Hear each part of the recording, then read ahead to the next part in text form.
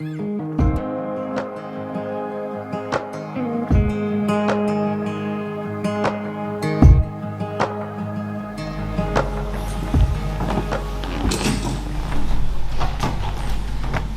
à tous, j'espère que vous allez bien. Bon, aujourd'hui c'est un culte un petit peu particulier. On a rajouté quelques éléments sur l'estrade. Puis on va le faire à deux. Ça suffit, c'est pas bon ça? Je l'embête. Plus haut que le mien ou pas? Non, à la même hauteur. Voilà, c'est un culte particulier. Aujourd'hui, c'est la journée nationale du sel, qui connaît ce que veut dire les trois lettres du sel. Service, entraide et liaison. Service, entraide et liaison. Donc c'est une journée nationale et de nombreuses églises aujourd'hui se mobilisent pour parler d'un sujet particulier que nous allons aborder ce matin. Et donc c'est une prédication qu'on va mener à deux. On l'avait déjà fait une fois, donc pour la journée qui a été destinée à Porte Ouverte, l'organisation qui intervient pour les chrétiens persécutés. Et donc aujourd'hui, on a voulu avec Claire, on a eu ça sur le cœur de faire une prédication à deux voix. Mais avant de commencer, j'aimerais accueillir ceux qui sont là pour la première fois. Alors ceux qui étaient là et qui sont revenus depuis longtemps, je vise personne. Est-ce que vous pouvez vous lever? Et puis on vous applaudit. Bienvenue. Voilà. Il suffit qu'il y ait une personne qui se lève pour que les autres, n'aient pas peur, parce qu'on n'a pas envie de se lever tout seul. Oui, il est déjà levé là-bas, mais bon, il est tout le temps debout. Voilà, soyez bénis et que le Seigneur vous bénisse pendant ce moment avec nous.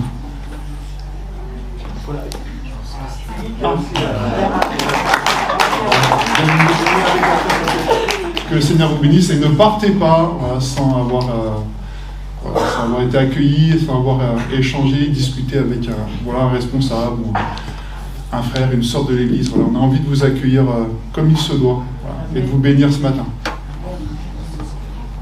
Alors on va commencer. Donc aujourd'hui, vous savez, notre société consacre de plus en plus d'énergie, au moins dans les discours, dans la lutte contre les abus, notamment lorsqu'il s'agit de faire des gros titres. Donc il y a plusieurs types d'abus qui existent: maltraitance physique, exploitation, maltraitance émotionnelle, harcèlement, abus sexuel, négligence. Mais qui sont les auteurs de ces abus? Qu'est-ce qui pousse quelqu'un à commettre de tels actes? Aujourd'hui, il serait facile d'imaginer que dans la société, il y a des gens qui sont entièrement mauvais. On va juste les chasser et puis ensuite la société sera purifiée. C'est pas ce que nous dit la Bible. La Bible analyse le cœur de l'homme et nous montre ce qui peut le pousser à exploiter les plus vulnérables. La parole de Dieu nous demande de ne pas faire souffrir les plus faibles et nous invite à les protéger. Il ne faut pas oublier qu'il existe une dignité inaliénable avec laquelle chaque être humain est créé.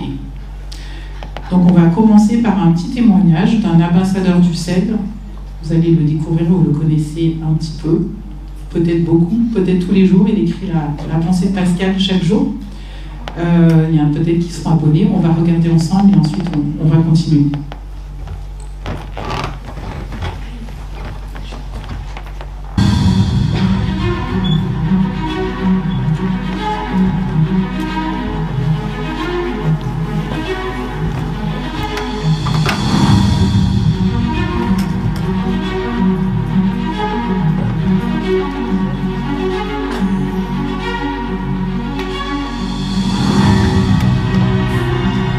Voilà.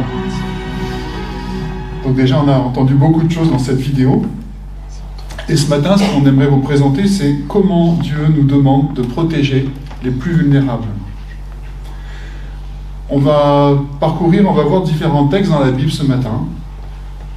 Et le premier texte que nous allons lire, c'est un texte qui se trouve dans Jacques, où Jacques nous montre que ce qui nous pousse à nous faire du mal, et il va nous montrer les remèdes aussi que Dieu vient nous offrir.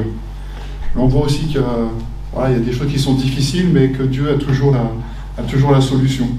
Alors commençons d'abord par le diagnostic.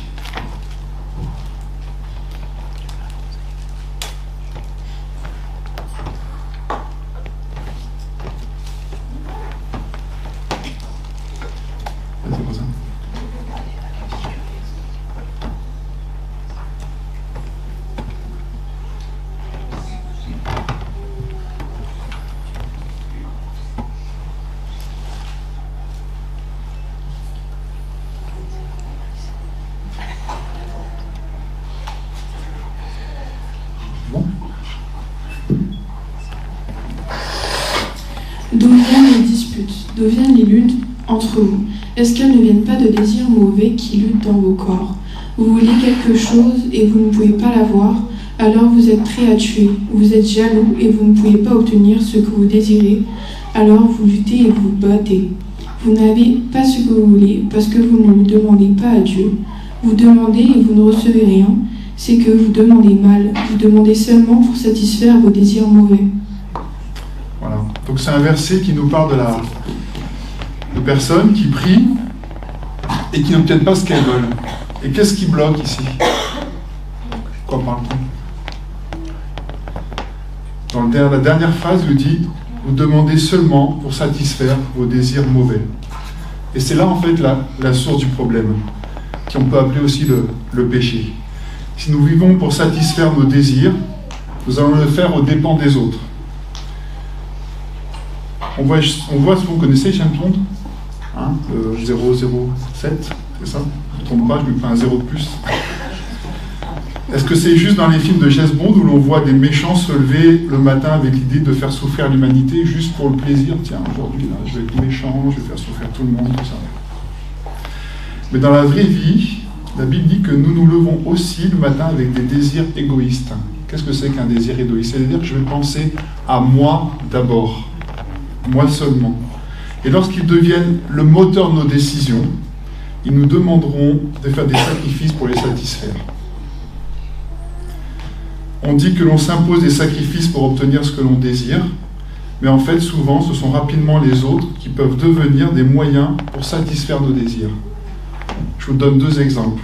Lorsqu'un patron sous-paye un employé ou lui refuse des conditions de travail correctes, il ne le fait pas nécessairement parce qu'il est méchant, mais il utilise son employé comme un moyen de satisfaire son désir d'enrichissement ou de réussite en tant qu'entrepreneur. Dans la vidéo, on parle aussi de différentes sortes d'abus. Hein. Vous avez le spectre de l'abus est très large, hein, comme l'a présenté Claire tout à l'heure en introduction. Mais il faut dire aussi, quand on parle d'abus sexuels, hein, quelqu'un qui abuse sexuellement d'une autre personne, il utilise le corps de l'autre comme un moyen pour satisfaire ses désirs sexuels. Donc le problème ici, ce sont vraiment les mauvais désirs. Jacques dénonce ce que nous sommes prêts à faire, à imposer aux autres, pour satisfaire nos désirs, soit de plaisir, de confort, de sécurité, de désir d'honneur, de contrôle ou de supériorité. Donc Jacques lève le voile sur la source profonde du problème, mais il ouvre aussi une voie vers la rédemption pour les oppresseurs. Donc on continue la lecture dans Jacques 4, 10. Voici donc ce que déclare l'Écriture. Dieu s'oppose aux orgueilleux, mais il accorde sa grâce aux humbles. Soumettez-vous donc à Dieu, résistez au diable, et il fuira loin de vous. Approchez-vous de Dieu, et il s'approchera de vous. Nettoyez vos mains, pécheurs, et purifiez vos cœurs, vous qui avez le cœur partagé. Prenez conscience de votre misère, et soyez dans le deuil, pleurez. Que votre rire se change en pleurs, et votre gaieté en tristesse. Abaissez-vous devant le Seigneur, et il vous relèvera. Ça rigole pas, hein, mais Jacques dit les choses. Donc derrière les abus se cachent des désirs, et derrière des désirs se cachent des priorités qui sont complètement désordonnées. À la suite des enseignements de Jésus, Jacques est très clair, donc il n'y a pas beaucoup de solutions. Hein. Soit on est conduit par notre amour pour Dieu, ou soit nous sommes conduits par nos désirs et pour toutes les choses que le monde a à nous offrir. Le problème est le cœur partagé. J'aime bien cette image de cœur partagé, on a tous un cœur. Qu'on se donne à Jésus, on lui donne, mais parfois il commence à nouveau à être partagé. Et un cœur partagé, c'est une source de compromis. Jacques pointe les conséquences dans nos relations. Si nous sommes conduits par notre amour pour Dieu, alors nous traitons les personnes comme des êtres d'une valeur inestimable, parce que Dieu a choisi de mettre le souffle de vie en eux. Mais si nous sommes conduits par notre amour pour le monde, alors nous allons utiliser les autres comme des moyens pour arriver à nos fins. La manière dont nous traitons les autres est révélateur de l'orientation de nos désirs. Est-ce que nos désirs sont orientés vers Dieu, vers notre prochain? Est-ce qu'ils sont orientés vers notre propre intérêt? En considérant les personnes et Dieu lui-même, parfois comme des instruments pour répondre à nos désirs. On pourrait être tenté de simplement condamner ceux qui vivent pour leurs désirs, les considérant comme des oppresseurs potentiels. Mais Jacques vient rappeler que la grâce de Dieu est pour tous, l'oppresseur et l'opprimé. Cette grâce divine se concrétise différemment suivant pour l'un ou pour l'autre. Pour l'humble, Dieu manifeste sa grâce en prenant soin de lui. Pour les orgueilleux, c'est-à-dire celui qui se place au-dessus des autres, Dieu manifeste sa grâce en s'opposant à lui, en lui résistant. Dieu lui donne l'opportunité de réorienter ses désirs, de retrouver sa place en s'abaissant devant Dieu et en reconnaissant l'infinie valeur de chaque personne, qu'elle soit capable de se défendre ou non. L'orgueilleux n'est pas condamné, mais il est appelé à s'abaisser pour retrouver sa réelle place devant Dieu et le plan de Dieu pour sa vie.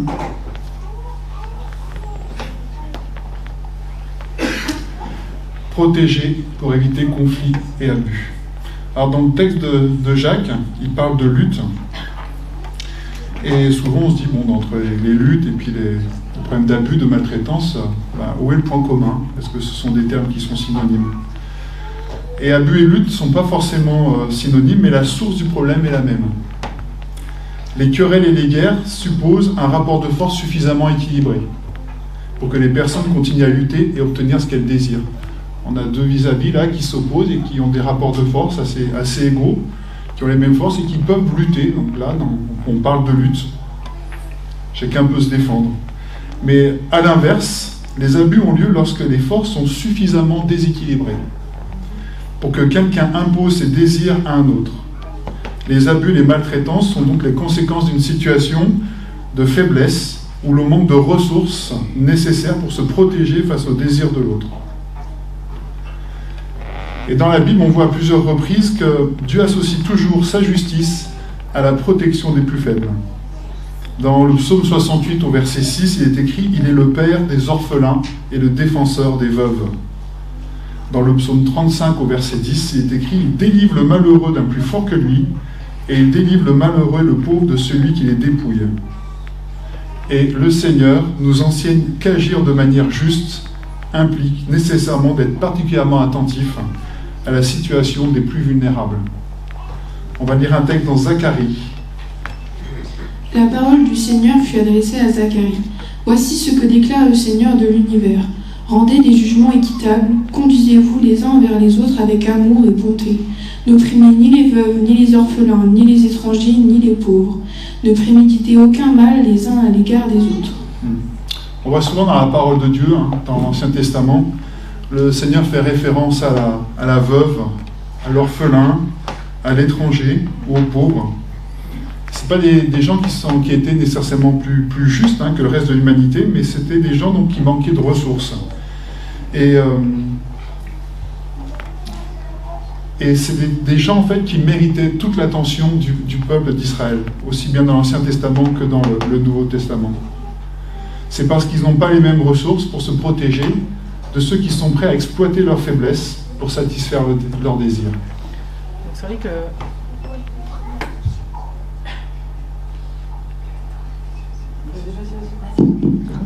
c'est vrai que l'Ancien Testament parle et reparle de ces trois catégories, l'étranger, l'orphelin et la veuve. Mais Dieu va vraiment plus loin. Au-delà de protection, il demande la prévenance. Vous allez voir dans le texte qu'on va lire dans Deutéronome, le propriétaire accepte que quelqu'un vienne se servir chez lui. Quand tu moissonneras ton champ et que tu auras oublié une gerbe dans le champ, tu ne retourneras point la prendre. Elle sera pour l'étranger, pour l'orphelin et pour la veuve, afin que l'Éternel, ton Dieu, te bénisse dans tout le travail de tes mains. Quand tu secoueras tes oliviers, tu ne cueilleras point ensuite les fruits restés aux branches. Ils seront pour l'étranger, pour l'orphelin et pour la veuve. Quand tu vendangeras ta vigne, tu ne cueilleras point ensuite les grappes qui y seront restées. Elles seront pour l'étranger, pour l'orphelin et pour la veuve. Donc, concernant cette expression, l'orphelin, la veuve et l'étranger, le théologien sri-lankais Vinod Ramachandra explique qu'elle désigne les personnes au sein d'Israël qui n'avaient pas de protection naturelle à l'intérieur de la communauté. Donc c'est une expression qui est un raccourci pour tous ceux qui sont faibles et vulnérables, marginalisés dans la société. Et ce sont ceux qui sont le plus susceptibles d'être acculés au pied du mur quand les choses deviennent difficiles. Donc du coup, petite question aujourd'hui. J'aimerais bien savoir, petit sondage, ça va vous réveiller un petit peu. Qui est propriétaire d'un champ? Allez, lancez-vous. On va tout savoir aujourd'hui. Personne n'a de champ? Je suis déçue là, je pensais un petit peu dans l'Oise, là-bas, au fin fond. Non, rien. Qui est propriétaire d'un olivier? Ça, c'est plus facile. Personne n'a un olivier dans son jardin? Ah, il y en a. Bon. Qui est propriétaire d'une vigne? Bon, on n'a que des oliviers. Donc, du coup, on a peu de personnes concernées. Alors, est-ce que ceux qui ont un olivier, vous récoltez pas mal d'olives? Ça arrive, oui. Ça arrive? Assez pour en laisser pour que quelqu'un vienne se servir? Normalement, oui. Ah bon, on va mettre un panneau devant chez les Dumaine, venez.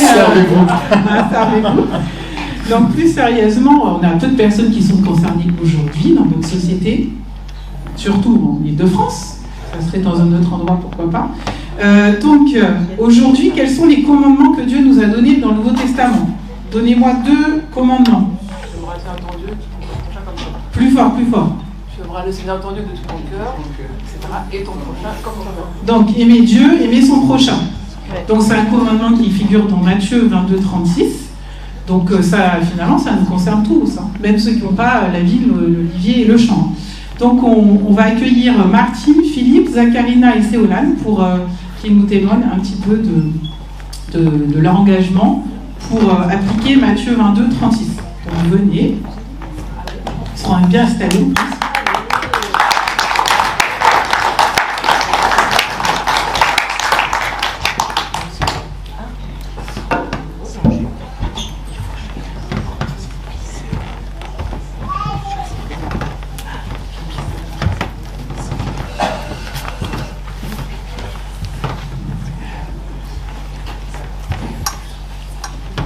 Merci d'accepter de discuter, c'est l'échange qu'on va avoir un petit peu. C'est bien que vous appreniez à les connaître et puis voir dans quoi ils sont engagés pour que ça vous donne aussi envie. Alors, on va commencer avec Séolane. Est-ce que tu peux te présenter? Et bah, je m'appelle. Ah, ça marche pas.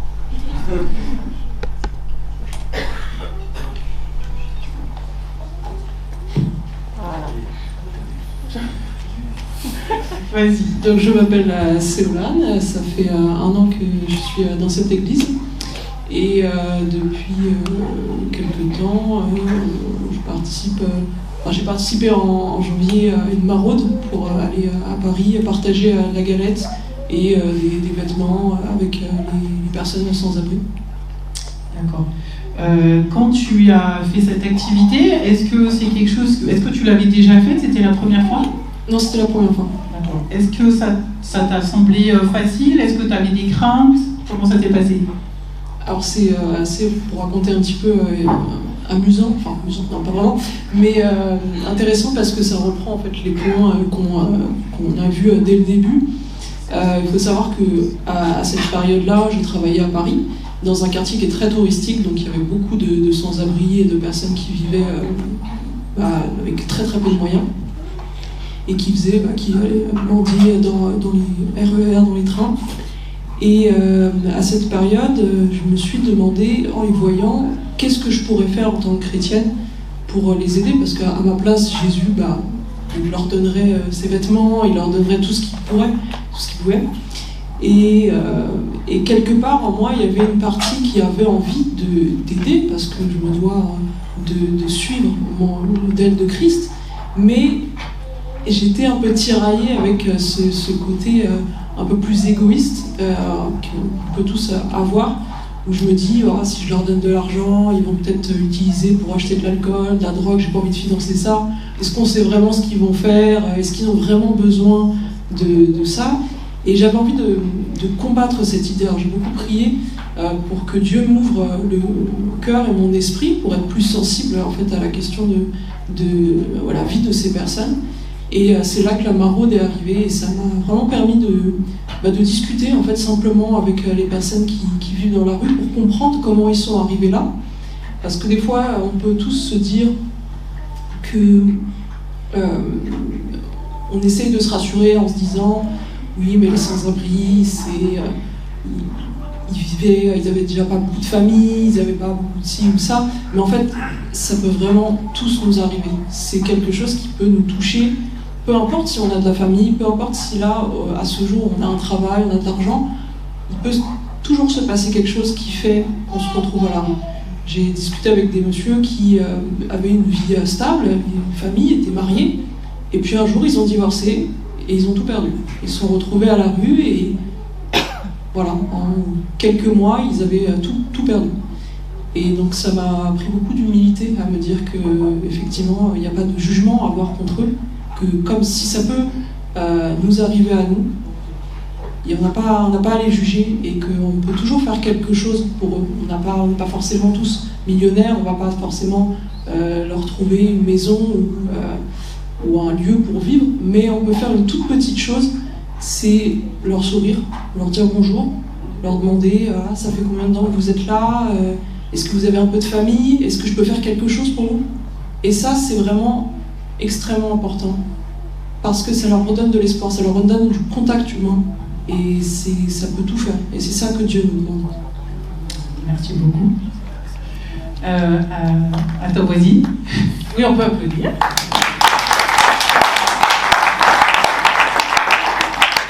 Zakarina, tu peux te présenter? Je m'appelle Zakarina, je suis l'épouse de Lionel, la fille préférée de Dieu, et je suis la maman de 3 enfants. Et je suis d'une manière définitive à l'église avec mon mari depuis 3 ans maintenant. On est membre de l'église. D'accord. Est-ce que tu peux nous expliquer dans quelle activité, alors sur celle que la principale de ce matin, parce qu'elle est aussi responsable du ménage et elle recrute aussi. Hein. Voilà, merci pour tous ceux qui vont s'inscrire après le culte. Voilà. La propreté de l'église. N'hésitez pas, parce que mon collègue il n'est pas là à Lambert, mais moi je suis là. Donc, mais voilà, mon deuxième casquette dans l'église, c'est banque alimentaire. Donc du coup, comment ça se passe, toi, en tant que personne engagée, comment ça se passe, qu'est-ce que ça te demande de faire dans ton organisation? C'est très simple. Je fais des courses pour ma famille et j'achète un peu plus pour la personne qui a besoin. Si c'est une personne, on achète un peu plus. Si c'est 2 personnes, un petit peu plus. Si c'est une famille, voilà, on a un budget et puis on se restreint avec ce budget, on achète. Donc en fait, ça ne m'engage pas, ça ne me demande pas énormément des efforts d'acheter 2 plaquettes de beurre au lieu d'une. Et ensuite l'apporter à l'église. Ou si c'est quelqu'un qui habite sur Hermont, je l'emmène directement, c'est plus facile. Sinon, j'apporte à l'église, puisque l'église est souvent ouverte et il y a des frigos, on met dans le frigo. Et le dimanche ou le mercredi, ça dépend de la personne bénéficiaire, s'il est là, on lui donne discrètement. Et puis voilà, c'est pas vraiment. Je ne trouve pas ça un grand engagement et une grande disponibilité, de ma part en tout cas.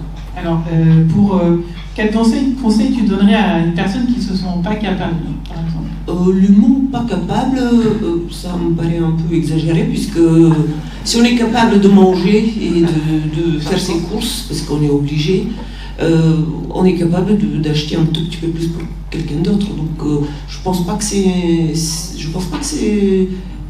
d'être capable ou pas. Je pense que c'est en mentalité, en état d'esprit, et puis c'est un engagement de se dire, ben voilà, on peut aider les autres. Hier, on a été à Cora pour l'épicerie sociale. C'est ma question suivante, elle est trop forte. Ah ouais. et quand je voyais les gens, des gens, ils achetaient, on donnait les petits papiers, les gens ils faisaient leurs courses, et ils menaient des cabas entiers, ils nous laissaient des courses, où il y avait 2 ou 3 chariots entiers qui nous laissaient pour la banque alimentaire. Donc je vois, ce sont des gens qui n'ont pas des signes visibles de richesse. De toute façon, les riches, on sait qu'ils ne vont pas aller à Cora faire leurs courses. Ni ailleurs, d'ailleurs, c'est pas eux qui font leurs courses. Donc ce sont des gens qui ont pris conscience que quelqu'un est dans le besoin, que cette épicerie sociale d'Hermont a pour but d'aider les orphelins, les veuves, les étrangers. Il y en a beaucoup des étrangers sur Hermont. Et donc, ils ont pris conscience de mettre à part un budget pour aider ces gens-là. Donc, vous, ici, on demande une boîte de concert, je me dis, mais comment notre Église n'a pas cette conscience-là? Les gens, j'accuse personne, hein, mais je me suis imaginé si tout le monde pouvait amener quelque chose. Voilà, notre banque alimentaire de l'Église sera pas mal remplie. Voilà, c'est des questionnements que je me... Voilà, depuis hier soir. Alors justement, on va joindre à la pratique. Donc il y a Rosa et Ruben qui vont passer avec des petites corbeilles pour vous proposer de piocher quelque chose à acheter et à ramener pour que nous, en tant qu'association Sourire à l'église, on puisse avoir notre stock qui remonte, parce que j'ai hésité à prendre des petites photos des placards qui sont bien vides. Donc c'est vous engager à acheter, puis à ramener. Il y a une boîte bleue dans le hall. Donc nous, en tant qu'association, on aide des familles de l'église et aussi des familles de l'extérieur. Il y a des familles, il y a des fois des gens qui passent devant et qui rentrent et qui disent « moi j'ai rien à manger ». C'est arrivé il n'y a pas longtemps dans le bureau. Voilà. Et du coup, on a quelque chose de spécifique. Pas de souci. Donc les gens qui passent, leur donner quelque chose. Ils reviendront peut-être pas, mais voilà, ils avaient besoin de quelque chose. Donc voilà, on vous propose ça. Donc c'est pas uniquement pour ramener que la semaine prochaine, mais régulièrement quand vous faites vos courses, comme disait Karina, vous achetez quelque chose. Il ne faut pas que ça soit périssable. Il y a aussi des produits d'hygiène. Donc du coup, la parole, c'est aussi avec notre association Sourire. Et donc maintenant, on va donner la parole à Martine et à Philippe. Je vais leur demander de se présenter et d'expliquer leur engagement. Bonjour à tous. Moi, je m'appelle Martine et mon mari Philippe. Voilà. Donc Philippe, le mari de Martine. Vous avez tout compris. Nous sommes dans l'église depuis une dizaine d'années maintenant. Et il y a quelques temps, enfin plusieurs années, Steve a eu l'occasion de rencontrer les élus de la ville d'Hermont. Un peu plus près. Et il en était revenu à l'église à parler de cette rencontre où les élus lui avaient présenté un organisme d'Hermont qui est l'épicerie sociale. Il nous avait parlé de cette épicerie sociale et il avait demandé à ceux de l'Église, tous les membres, de réfléchir à pouvoir participer aux œuvres de cet organisme. Comme certains, nous avons été curieux de voir comment fonctionnait l'épicerie sociale. Il y avait une journée porte ouverte et nous voulions nous rendre compte de ce qu'elle était. Nous nous sommes engagés à ce moment-là à essayer. Nous avons essayé de travailler dans cette épicerie sociale au bénéfice des pauvres d'Hermont, enfin des gens vulnérables et des démunis d'Hermont. Alors Martine, peut-être tu peux nous expliquer dans la semaine, qu'est-ce que ça demande dans la semaine comme application, organisation, l'engagement au conseil d'administration aussi? Oui, alors donc suite à ça, ce qu'a dit Philippe, nous nous sommes engagés à venir une fois par semaine. Donc depuis 8 ans, nous allons à l'épicerie tous les vendredis après-midi, sauf exceptionnellement quand on part en vacances, etc. Mais bon. Donc, on arrive, enfin, c'est de 1h30 à 6h30.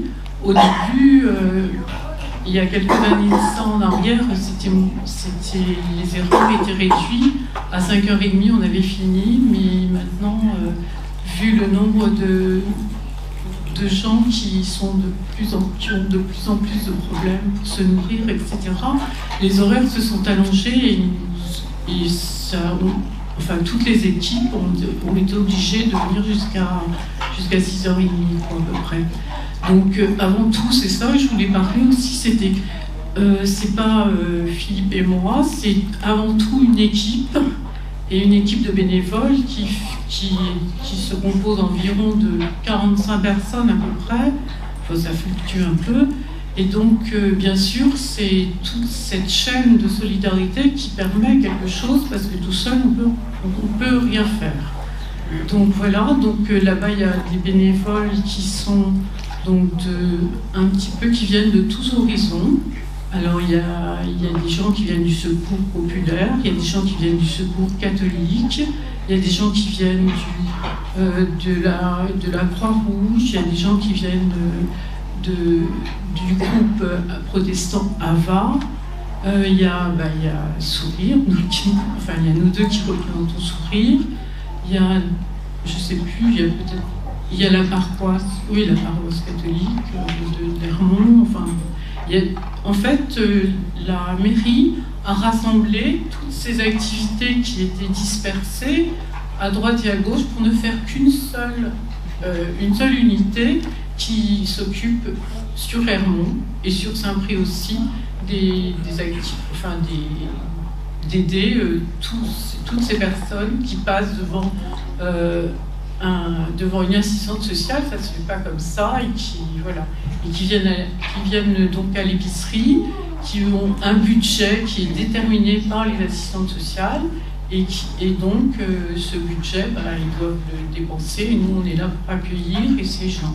Alors bien sûr, en amont de cela, il y a les collectes qui sont faites, donc c'est vrai qu'il y a beaucoup de gens aussi de gens, toutes sortes de personnes qui donnent, et c'est grâce à eux aussi que l'épicerie peut continuer, parce que s'il n'y avait pas les dons de tous ces gens-là, bien sûr ça s'arrêterait. Voilà. Merci beaucoup. Donc hier, il y a une collecte spéciale. Normalement, il y a la collecte au mois de novembre, au mois de juin, mais là, le responsable nous a dit qu'il y avait vraiment des demandes. Donc hier soir, entre 18h et 20h, il y avait Céolane, Lionel Zacarina, Véronique et Laurent, Léonie et Lina et Emma, si je ne me trompe pas. Donc la prochaine collecte a lieu le premier week-end du mois de juin. Donc si vous êtes intéressés, n'hésitez pas à venir nous voir. C'est vraiment un témoignage en action. On fait un créneau de 2 heures où on accueille les personnes qui rentrent dans le magasin, leur explique, et puis après on récupère les dons. Un grand merci à chacun et à chacune.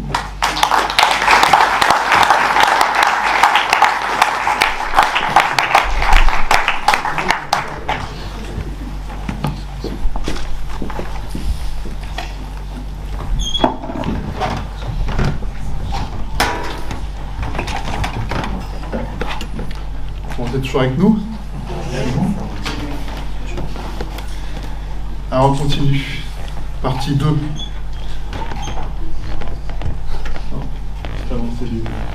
Suis-je concerné? Est-ce qu'on est concerné par tout ça?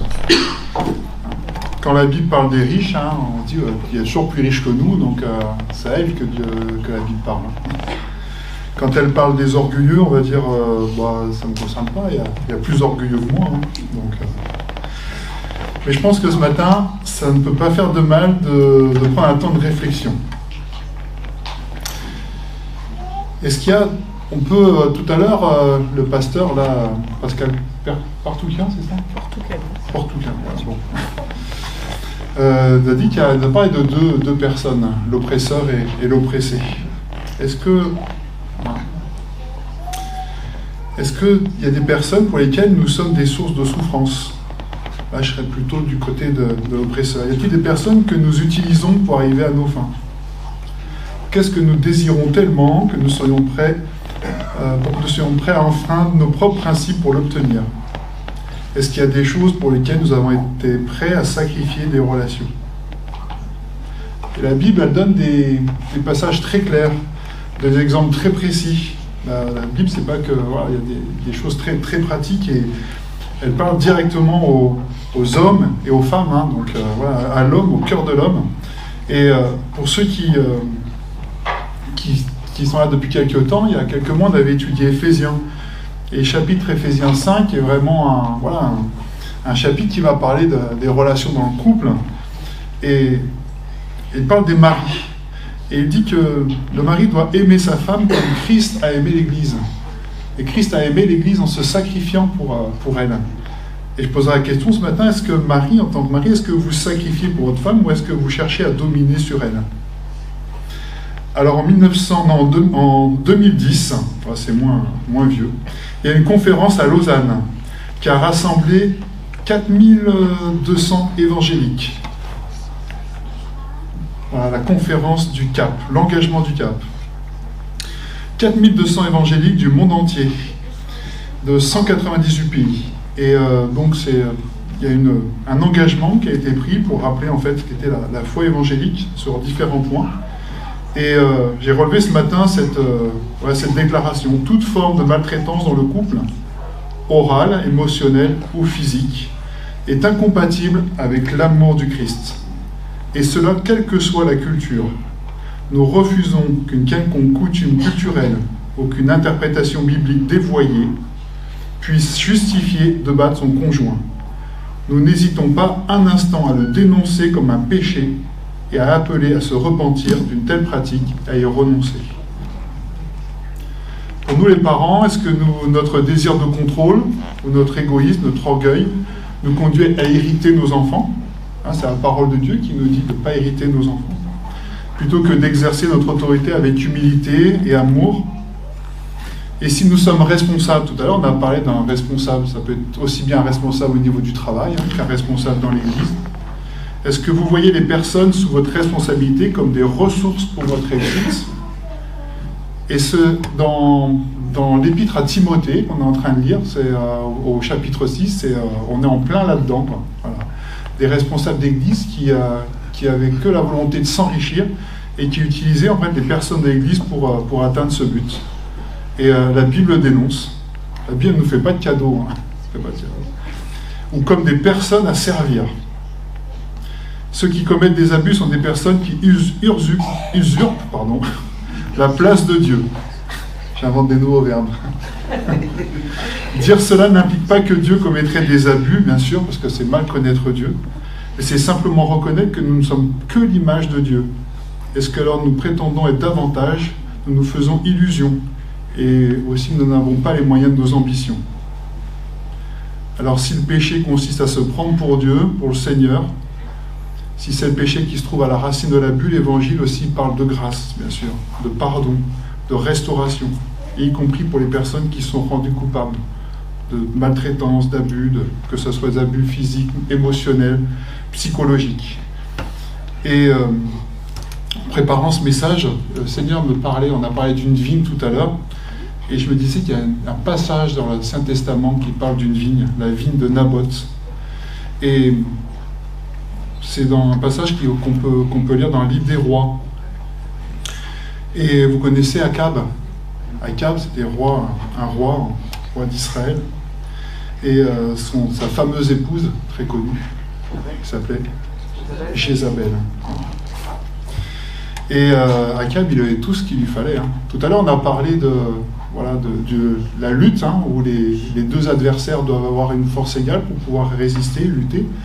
Et quand on est dans une situation d'abus, on a quelqu'un qui a une autorité, un pouvoir, une influence énorme, alors que l'autre est plutôt faible, démuni. Et là, dans cette histoire-là, on a Akab, le roi d'Israël, et sa femme Jézabel, qui ont tout. Il habite dans un palais royal, il a tout, il possède déjà beaucoup de choses. Et à côté de son palais, il y a une vigne. Peut-être elle n'est pas très grande, la vigne. C'est peut-être cette partie aussi grande que la salle ici. Mais Akab, il veut cette vigne. Il veut cette vigne. Et il va voir Naboth, il lui dit, j'aimerais avoir ta vigne. Tu ne peux pas me la donner. Et puis je te paierai le prix qu'il faudra. Puis Naboth dit, non, cette vigne, elle appartient à ma famille de génération en génération, alors je veux la garder. Alors Akab, il s'en va tout triste. Il va se coucher, il dit qu'il ne mange même pas, et qu'il déprime. Et Jézabel lui dit, mais t'es le roi d'Israël, t'as pas besoin de te faire de soucis, je vais m'occuper de la situation. Donc elle va payer des gens, la Bible, dans la version que j'ai dit, devant-rien, et on convoque un tribunal, et on met Naboth devant. Et les devant-rien accusent Naboth d'avoir parlé mal contre Dieu et contre le roi. Et ce qui se passe après, c'est que Naboth, en fait, est tué il est jugé, coupable, condamné à mort, et puis tué. Voilà. Et Jézabel va voir son mari qui était dans son lit, et dire, c'est bon, la situation est réglée, tu peux aller te servir, et puis la vie est à toi. Et ce que fait Akab, en fait, il se lève, et puis il va faire ses petites affaires dans la vigne de Naboth, comme si de rien n'était. Mais l'Éternel a vu tout ce qui s'était passé. Il envoie un prophète. Il envoie Michée qui lui dit, voilà, l'Éternel a vu, ça ne va pas se passer comme ça. Et il condamne Akab, il condamne Jézabel. Il y a une sentence sur eux. Et ce que fait Akab, il prend, c'est une image dans la Bible pour se repentir. Les rois, les gens faisaient ça, ils prenaient le sac et la cendre. Et Dieu voit qu'Akab prend le sac et la cendre et se met vraiment à pleurer et à se repentir. Et Dieu, il rappelle son prophète, il dit, tu vois Akab, il se repent, tu vois Akab, il pleure sur son péché. Et bien, dans sa grâce, Dieu lui dit, tout ce que j'ai prévu ici n'arrivera pas pendant la vie d'Akab. Arrivera plus tard, parce qu'il y a des conséquences, hein. Quand il y a des péchés, voilà, il y a des conséquences, mais la grâce de Dieu a vu vraiment la tristesse, la repentance d'Akab. C'est incroyable, hein, parce qu'on se dit qu'Akab, c'est quand même un sale type, hein. Il ne mériterait pas ça, puis Jézabel... et Dieu, dans son amour, dans sa grâce, il accorde quand même son pardon. Il accorde son pardon. Il faut dire fortement que le pardon n'implique pas forcément la situation antérieure à la faute. Au contraire, certains péchés nécessitent de prendre acte du fait que celui qui les a commis est si fragile face à une certaine tentation qu'il faut le séparer définitivement de certaines personnes qui pourraient être victimes d'une rechute ultérieure, qu'il n'a pas la maturité nécessaire, bien sûr, pour exercer une responsabilité dans l'Église, qu'il faut l'accompagner dans une démarche consistant à assumer le caractère pénal de son crime ou de son délit devant un tribunal humain. Oui, il y a des choses qui doivent passer devant le tribunal. Et souligner en particulier que lorsqu'un abus relève de la sphère de compétence des autorités civiles, la loi doit s'appliquer, le coupable, qu'il soit chrétien ou non, repentant ou pas, doit faire face à la justice. Alors le message ce matin n'est pas une condamnation, mais un appel à la repentance, parce que la parole de Dieu, la grâce de Dieu, tant qu'on entend la parole de Dieu, tant que on a cette grâce de pouvoir l'entendre, on est appelé à la repentance. Même s'il faut en assumer les conséquences sur la terre. Non pas comme un simple regret d'avoir mal agi, mais comme l'opportunité de revenir à Dieu, de ne plus avoir un cœur partagé, de changer de voie et de chercher à réparer ce qui peut l'être. Alors, qu'est-ce qui peut m'empêcher à protéger les plus vulnérables ? Donc, notre réflexion ce matin ne s'arrête pas aux situations dans lesquelles nous serions maltraitants. Job a bien vu que pour être juste devant Dieu, il ne pouvait se contenter que de ne pas exploiter les pauvres, mais il doit aussi être leur défenseur. Donc, on va lire dans Job 29, 12, 17.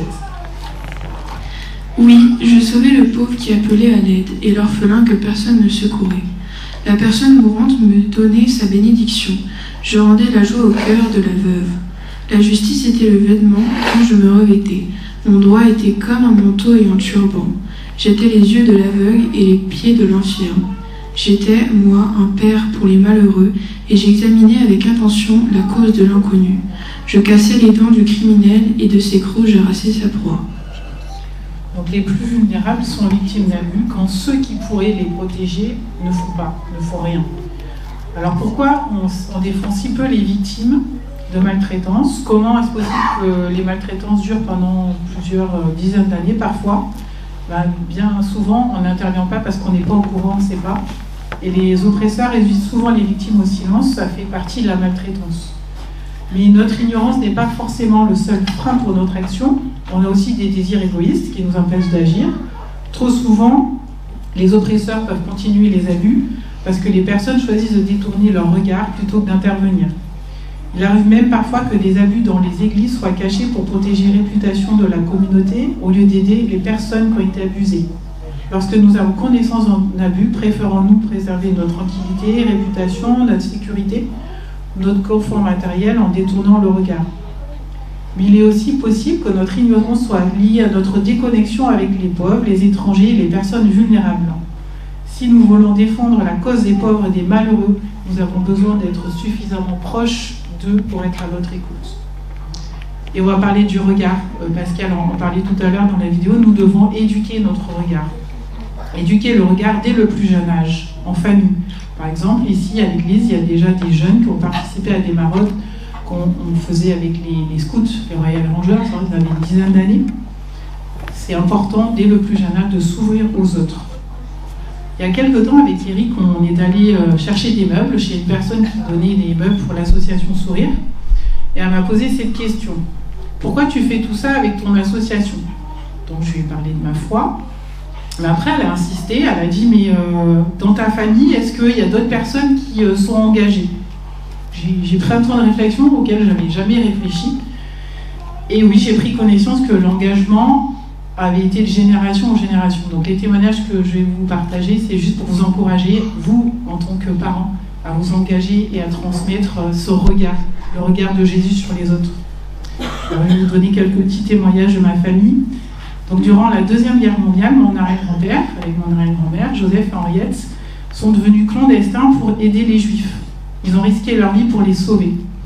Et mon arrière-grand-mère a écrit des petites mémoires pour que nous, on se souvienne de ce qu'ils ont vécu, pour se rendre compte que Dieu les a gardés à cette période-là. Je vous lis le témoignage. Un matin, un monsieur juif vient de faire ses adieux à Sonia, une voisine juive. Avant de partir, donc c'était un monsieur qui avait trouvé les moyens de fuir aux États-Unis, il est monté à la maison de mes arrière-grands-parents. Il dit « Je viens vous remercier, monsieur le pasteur, pour tout ce que vous avez fait pour mon ami. Et je ne comprends pas pourquoi vous faites tout ça, ne voulant même pas accepter d'argent. » Mon arrière-grand-père répond « Je le fais pour un grand ami à moi. Lui, il m'a tout donné. » « Ah bon, qui est-ce » Il répond Jésus-Christ. À ce nom, le monsieur a tourné le dos, il est parti sans un mot, laissant mon mari éberlué. Il est revenu dans la maison en riant et en disant « Ce brave homme m'a pris pour le diable en personne. » Dans les années 80, sur un terrain vague, dans des constructions de toiles ondulées, ma grand-mère, qui s'appelle Paulette, amène l'école à des enfants tziganes analphabètes, tous les dimanches après-midi, après le culte. En effet, ils refusent d'aller à l'école parce qu'ils y sont stigmatisés. Pendant ce temps, son mari, André, se rend en prison. Il a eu un appel pour être pasteur chez les Tziganes et il a décidé de devenir aumônier pour aller à leur rencontre en prison. Enfin, dans les années 2010, ma maman Lisette va dans les rues le vendredi soir, entre 22h et 2h du matin, à la rencontre des personnes en situation de prostitution. Elle découvre des personnes qui sont en détresse, qui ont besoin de Dieu. Ça lui permet de prier avec elles dans la rue, d'avoir des moments qui paraissent incroyables. Et au lieu d'attendre que ces personnes viennent à l'église, elle va les voir le vendredi soir. Voir comme Jésus les voit, ça prend aussi en famille. Comme nous l'avons vu mercredi, pour ceux qui étaient là à la réunion d'études bibliques, adorer, c'est se consacrer à Dieu au quotidien. Se mettre au service des autres, c'est pas une option, surtout pour les plus vulnérables. Donc pour mieux connaître, pour mieux protéger. Donc nous allons accueillir maintenant Magali et Véronique pour nous en parler.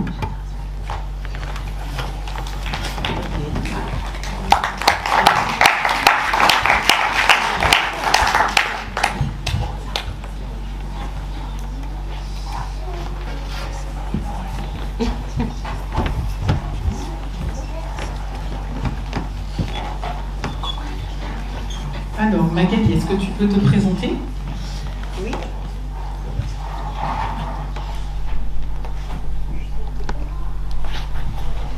Bonjour. Ça marche donc. Ok, bonjour, donc je m'appelle Magali. Donc moi j'ai 42 ans, je suis mariée, j'ai 2 enfants.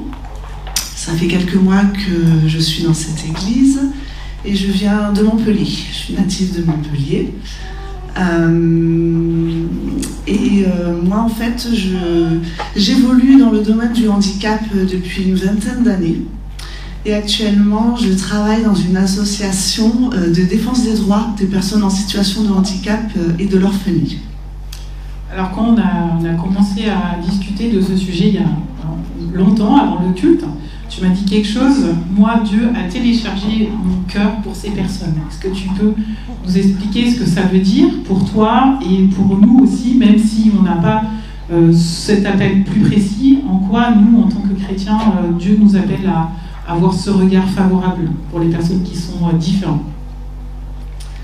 Alors oui, donc c'est il y a 20 ans derrière, j'étais pas forcément prédestinée à m'occuper de ces personnes-là en particulier. Je cherchais ma voie professionnelle, j'étais dans un temps de prière, donc moi je voulais que ma vie professionnelle cale avec ma vie spirituelle. Et le Seigneur m'a parlé, en fait, juste une parole, il m'a dit tu vas prendre soin des autres. Alors c'était assez vague. Et j'ai commencé à cogiter qu'est-ce que ça pouvait bien être. Dans la société, comment est-ce qu'on pouvait prendre soin des autres. J'ai cherché, voilà, j'ai réfléchi. Et à l'époque, ma sœur travaillait dans un foyer qui accueillait des personnes en situation de handicap. Donc c'est ça qui a fait le lien. Je ne connaissais absolument rien du monde du handicap. Je suis allée comme ça pour voir, par curiosité, dans ce foyer-là avec ma sœur. J'ai fait un stage de découverte. Et en fait, première matinée, ça a matché tout de suite. Voilà. J'ai découvert des personnes incroyables.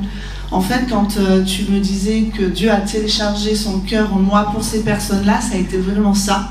Une révélation de l'amour de Dieu pour ces gens. J'ai découvert qu'on pouvait exister, être d'une façon différente que la nôtre. Et ça a bouleversé ma vie, puisque à partir de ce moment-là, j'ai décidé en fait de focaliser toute ma vie professionnelle là-dessus. Donc je me suis formée, j'ai fait des stages, j'ai travaillé dans différents endroits, avec différents publics, et j'ai côtoyé et accompagné différentes sortes de handicaps.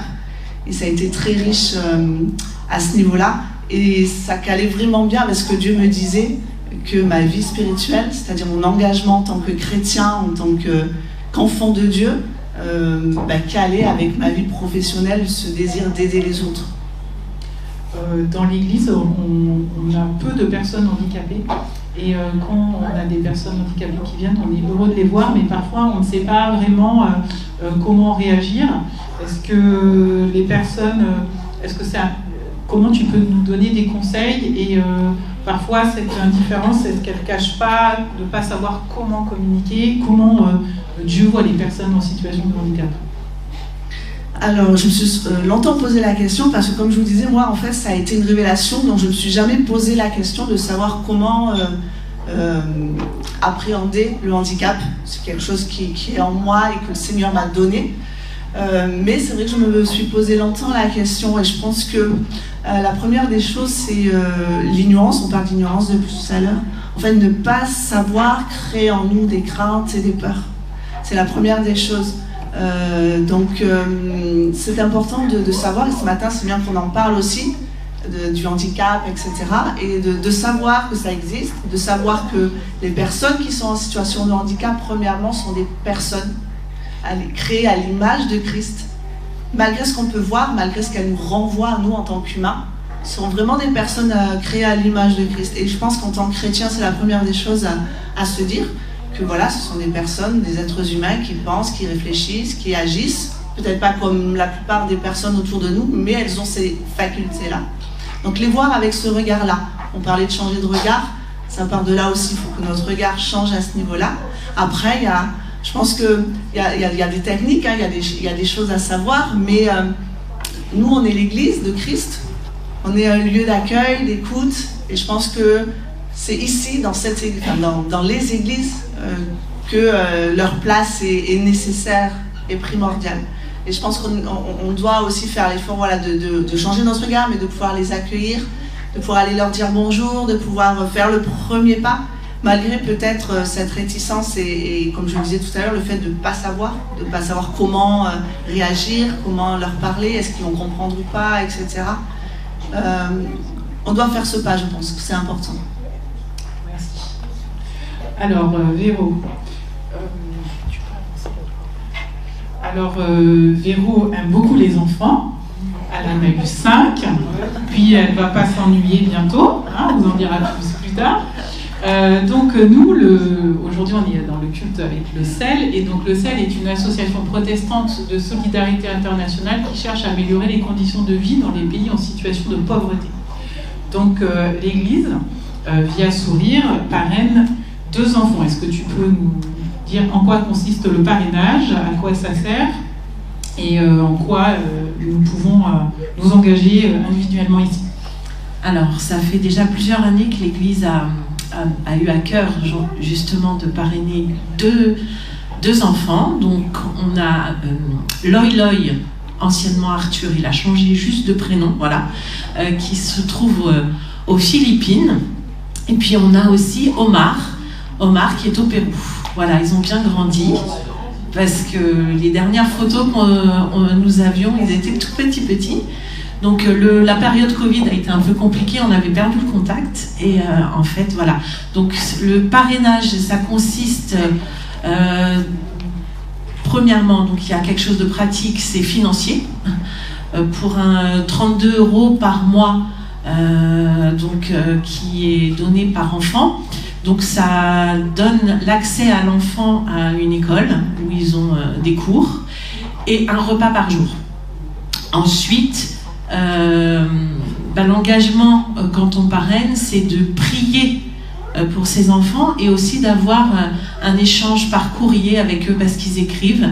Et donc nous, en retour, on prend des nouvelles, on encourage. Au début, quand on a mis en place le parrainage, il y avait à cette époque l'école du dimanche.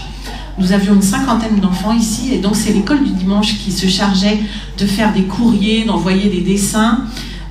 Et puis, les périodes changent. Hein. Aujourd'hui, on n'a plus d'école du dimanche, on n'est plus à 50 enfants. Et on a toujours ça en support et en soutien. On ne veut pas les lâcher. Donc ça passe quand même par notre association Sourire, parce que pour des détails de loi, l'Église n'a pas le droit de financer d'associations culturelles. Donc du coup, c'est Sourire qui soutient financièrement Omar et Loy Loy. Et puis pour ça, on a besoin de vous, parce que tout simplement, ça fait un budget par an. Donc voilà, s'il y a des familles même qui ont à cœur que des enfants puissent faire des dessins, s'il y a des familles qui ont à cœur aussi de participer un peu financièrement, on ne vous demande pas de régler, mais ne serait-ce que de donner quelques euros pour Omar et Loy Loy, c'est les bienvenus. Voilà. Merci. Merci beaucoup.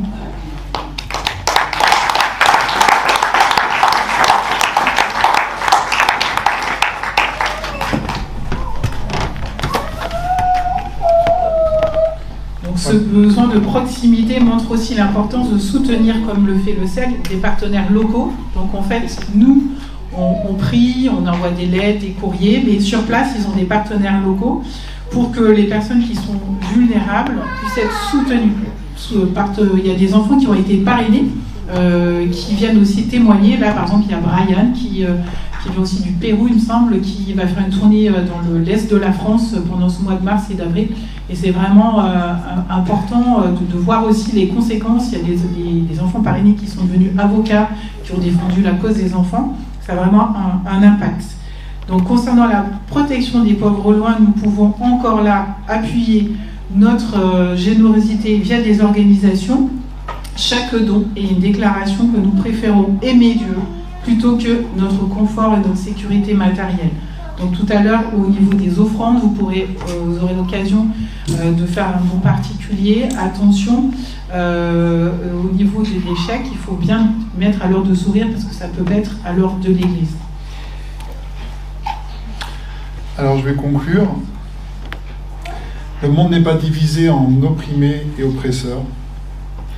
Mais la parole de Dieu, la Bible, nous exhorte à résister à la tentation et à saisir la main tendue de Dieu pour qu'il nous apprenne ou nous réapprenne à être une source de bénédiction plutôt qu'une source de souffrance. Cependant, nous ne sommes pas tous aussi vulnérables. On l'a vu tout à l'heure dans la vidéo. Toutes les personnes qui n'ont pas les ressources de se protéger elles-mêmes, elles ont besoin de trouver sur leur chemin des imitateurs de Jésus-Christ. Est-ce que vous êtes des imitateurs de Jésus-Christ ? Prêts à les protéger, même lorsque cela implique des sacrifices. Et parce que le Seigneur est le premier et le dernier, parce qu'il était mort mais qu'il est maintenant vivant au siècle des siècles, il y a de l'espérance face aux abus, face à toutes ces situations-là. Et l'Évangile est une puissance de Dieu pour le salut de quiconque croit. Et donc il n'y a pas à avoir honte, même face aux pires abus. La parole de Dieu nous dit « Prenez courage, j'ai vaincu le monde ». C'est Jésus qui nous dit. Alors j'aimerais qu'on termine par la prière, si on peut fermer les yeux. Et peut-être qu'il y a parmi nous des gens qui ont vécu des situations difficiles et qui ont du mal à mettre les mots sur ces situations-là. Et je prie pour que le Seigneur les aide vraiment à mettre ces mots, qu'ils soient libérés par la force du pardon aussi, et puis que le Seigneur puisse vraiment leur faire réaliser cette identité qu'ils ont aujourd'hui en Christ.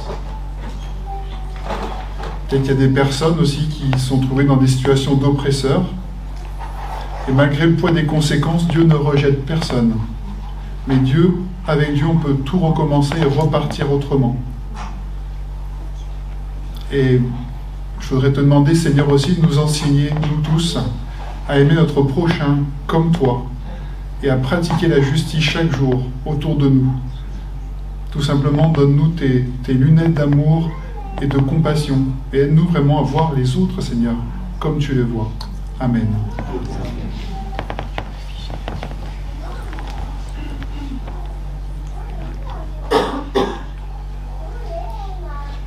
Donc, dans ce temps d'engagement, on vous propose donc de participer et soutenir le parrainage. On vous propose aussi de participer et soutenir l'aide alimentaire avec les petits papiers. Avec la suite.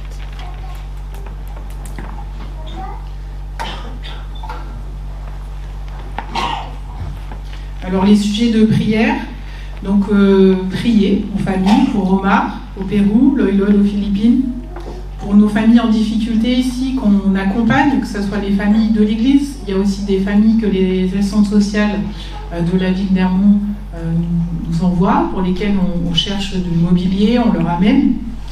Nos familles qui sont engagées dans des actions solidaires, n'hésitez pas à vous engager.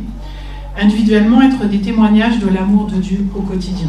Donc que ça soit vraiment des sujets qui résonnent dans vos familles. Il faut prier, il faut aussi agir.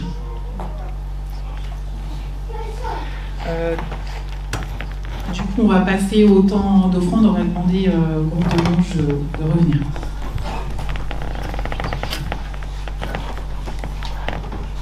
De louanges. Alors, en tout cas, merci de nous avoir écoutés. C'était un culte un peu particulier, mais voilà, maintenant on a reçu la parole de Dieu et à nous de la mettre en pratique.